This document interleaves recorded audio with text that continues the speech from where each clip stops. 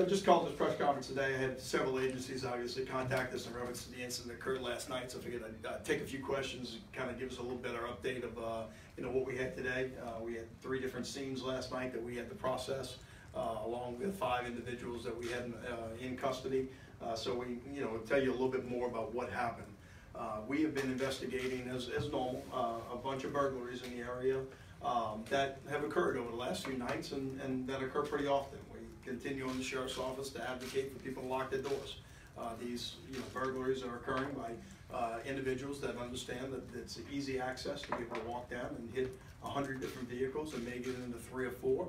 But that's what's occurring. You're getting 4 or 5 burglaries in a nightly period within a short relative distance of each other. Means somebody's going around. Our officers are actively patrolling the streets, going out there, but we're a big parish, and we need to make sure that we can have vigilance from the public, that they see somebody out there at 2 o'clock in the morning. I know most people are inside sleeping, but if you see something that's occurring, make sure you give us a call, and that's exactly what happened last night. Our officers were aware that many burglaries were occurring over the last 3 nights. They got a call from an individual that observed some people pulling on car door handles. One of our deputies arrived on the scene and advised that they saw a bunch of individuals entering a Mazda MX-6, MZ6 or whatever, in case we paid 2016 model. They were entering the vehicle itself, went to make a traffic stop of that particular vehicle, and one of the subjects jumped out with a gun. Our officer opened fire on him, but also had to dive out of the way of the approaching Mazda as it tried to run him over. He had to jump onto his vehicle itself to get out of the way. The Mazda actually ran up onto a lawn of one of the residents and hit the bricks of the resident's front door, causing damage at that point in time to the house. Not extensive, but enough to break in a bunch of the bricks. We had a pursuit that ensued at that point in time, going down Severn Avenue, and got to Veterans itself. The vehicle turned on the Veterans and began heading westbound towards Carroll. I traveled straight down Veterans from Severn all the way to the end of the line to the St. Charles Parish line. During that period of time, somewhere in the area around Cleary and Veterans, one of the suspects hung out the window with a firearm, shooting at our officers. Another officer returned fire at that location. We continued to pursue the vehicle down Veterans. They obviously didn't know where they were going and didn't try to get on the interstate or do anything different. Went straight down to the dead end.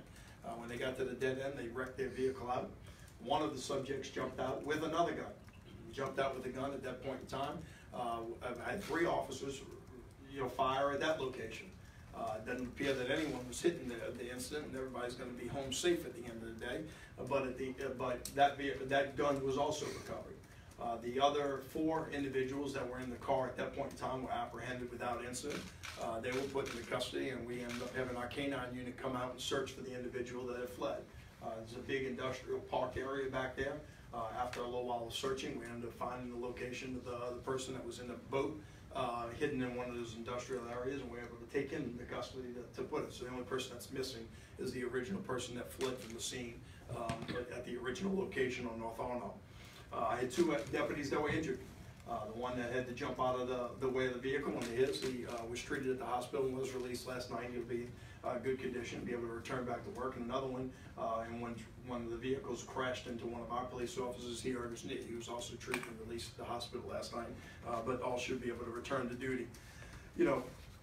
Poor people. I understand that crime exists, and our job in the Jefferson Parish Sheriff's Office is to try to prevent everything we can.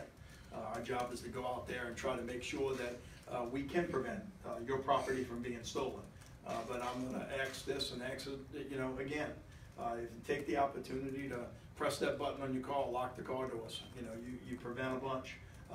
We understand that the more that they have to travel, the more that blocks that they have to cover in order to get to their next victim gives us a better opportunity to catch them. So the greater the public can do in being vigilant on their own property gives us the opportunity that they're going to have to travel a lot more blocks to get to the property they want to get to. And in that case, they're going to pass in front of a camera. They're going to do something that gives us the opportunity to put them in jail. The more vigilant that we can be as a society to try to prevent these things from happening from ourselves, but also gives us a better opportunity to catch them when it does. With that, we're going to release 3 of the names of the individuals, the adults in this. It was a 20-year-old Larry Winbush, I'm sorry, no, 19-year-old Larry Winbush, Charles Hewlett, 17-year-old, and Lester Jones, a 17-year-old. Lester Jones, unknown address. The other two live in New Orleans, and we also had 2 black females, with 16 and 13, juveniles. We won't release those names today.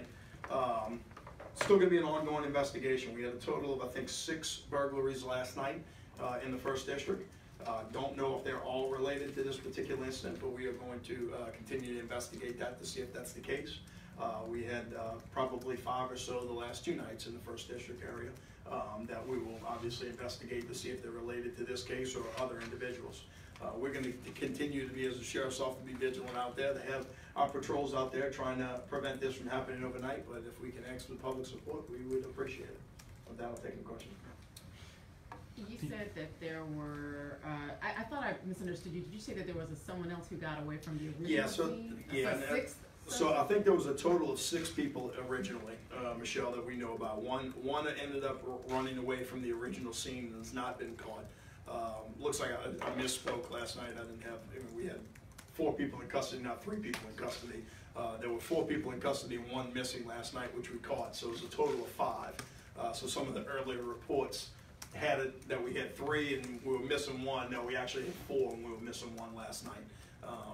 That was me misspoken last night. Just didn't have all the information. So it looks like they had a total of 6 people originally. 1 that got away on the original scene. 5 that were in the vehicle during the pursuit. 4 of which were apprehended immediately, thereafter. 1 of which ran that was apprehended shortly thereafter. Do we know if the person who fled originally is a boy or girl? I don't know if we have that information yet, Michelle, but I'm not going to release that this time. We're still, this is still an active investigation. I'm going to release that information of what we have on them. The person that you're still looking for, is that the individual that got out of the vehicle and pointed the gun at the officer? On the first scene, on the original scene, that is correct. And that's when the officer fired? Is that when? That is when one of our officers fired. Then I had another officer fire at Cleary and Veterans, and I had 3 officers fire at the end of Veterans. So I had a total of 5 officers fire at different scenes, at 3 different scenes. 2 guns then. Oh, we actually suspect a total of 3 guns by the perpetrators, and recovered 2 of them. The one from the original incident, obviously he got away, but we've recovered 2, so we suspect there's at least 3 total guns. Did you say 5 officers firing at 3 different scenes or 2 different scenes? 3 different scenes. Do you know anything about the subjects? Have they been involved exclusively in JP, or are they from New Orleans? Someone mentioned earlier that they were driving a stolen vehicle from New Orleans. Can you? I don't know what their previous record is. I'm sure our investigators have that previous record, but I do know that the let me clarify, and then we can get you information. The vehicle that was driven was a stolen vehicle registered to an address in New Orleans. I'm not 100% sure if it was stolen in New Orleans. It was okay. I'm getting that. It was stolen in New Orleans. I knew it was registered to an address in New Orleans. So it looks like Winbush has been arrested a couple of times before, including recently in New Orleans for auto theft. Is that correct or not? I can verify that for you, but I don't have that information in front of me. Can you talk about the age of the suspects, 13 and 16, so young, and those are the females, is that correct? It was, yeah. The 2 black females of 16 and 13 that were in the vehicle itself. Is it believed that they were actually burglarizing as well as the other suspects? I'm not going to comment the specifics, but I mean, they were obviously, they weren't angels that didn't know what was going on, put it that way. What if anything, have they been booked with already? I know you've got to link them to the burglary. You're going to have a bunch, and we have not even got to the point of the arrest warrants yet. I mean, this is an investigation that's going to have a whole bunch. I would say you'd have a multitude of criminal charges under some. I mean, vehicle burglary, possession of a stolen a vehicle. You're going to have attempted murder on a police officer, resisting arrest, illegal possession of firearms. You're going to have a litany of those things. You probably have an aggravated criminal damage with the vehicle in pursuit, depending on what those things are. Now, depending on which persons, I don't know that yet, and obviously once those arrest reports will be there, you'll be able to have access to them to get the exact charges.